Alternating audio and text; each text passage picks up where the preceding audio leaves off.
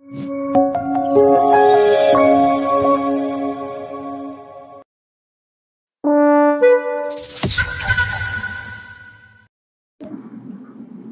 ma'am. Hello. Welcome back to the college as a HR. Thank you. We are glad to have you here and thank you for accepting this interview. My pleasure.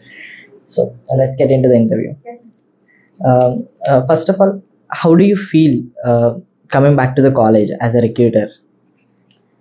So coming back to college for recruitment is definitely a very special experience because I'm someone who got into placements from the same college, just like all of these people who have attended the campus interview today. So it's definitely exciting opportunity for me to be here, talk to them face to face, and hire few of the best folks from them. So, what do you seek? How do you seek skills in a fresher?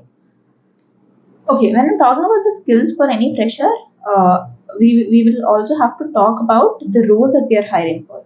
Right? If I'm hiring for a non-technical role, the specifications or the skills that we look at are totally different.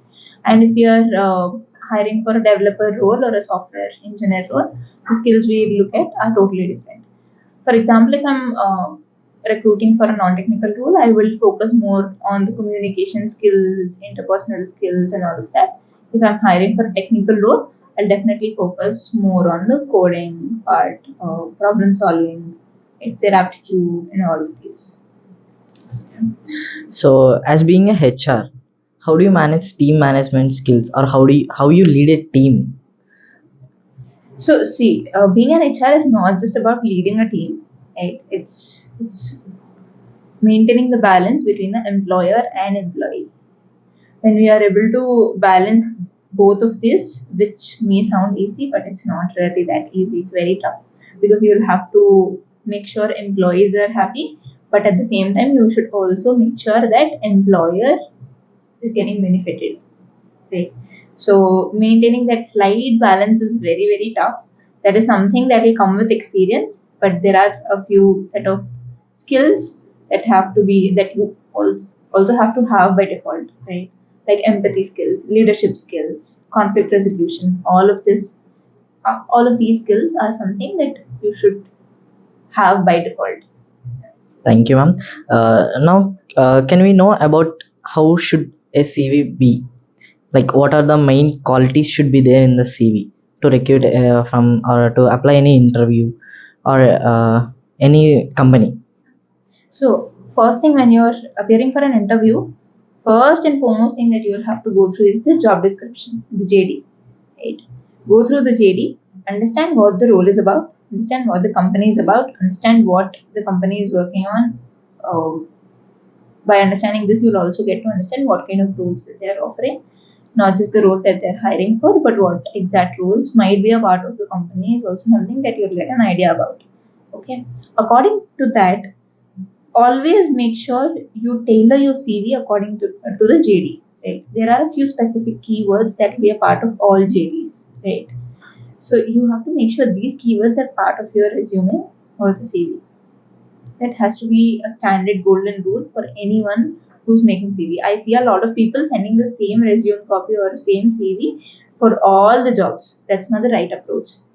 I definitely believe that you will have to edit your resume according to the job description that you're applying for or for the role that you're applying for. And according to that, you'll have to edit your skills.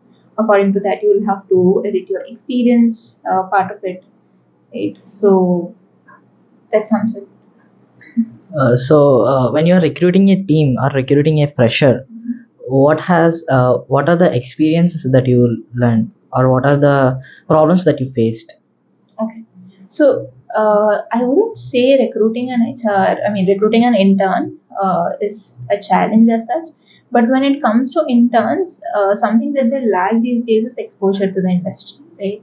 So while we are more than happy to hire someone who has prior exposure to the industry, it is very tough to find such candidates. When we find such candidates, so these people would potentially have prior internship experience. Yeah. So if they have interned with different organization previously, that's when they'll have industry exposure. If not, they'll have to be trained from scratch.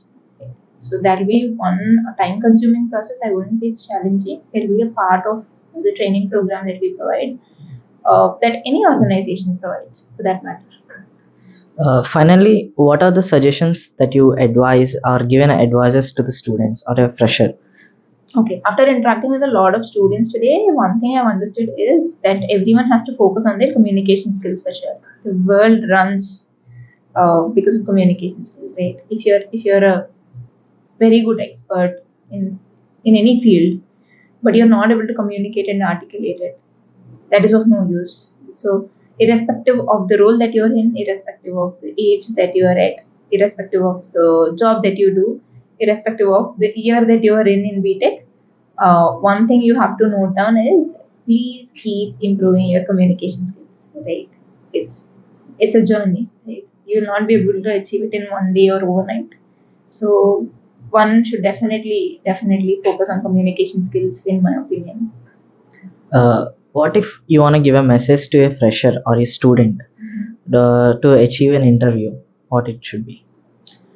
See, I wouldn't specifically tell about achieving an interview, because achieving an interview is a different thing altogether, right? It comes with a lot of rounds, lot of requirements, right? Uh, and you would know the process, right? It comes with a lot of rounds and all of that. But if I have to give any suggestion to the first years, or like you said, like to any of the students, BTech students, I would say that please be active, not just proving yourselves in academics, but be a part of co-curricular activities as well. Participate in clubs. Participating or being a part of different clubs will give you a different kind of exposure. You'll be able to interact with a lot of people, not just in your class, not just in your department, in different departments, not just in your departments, but from different colleges, from different regions. Right? Keep attending, keep participating in all extracurricular and co-curricular activities as well. Right? So that will be one suggestion that I want to give.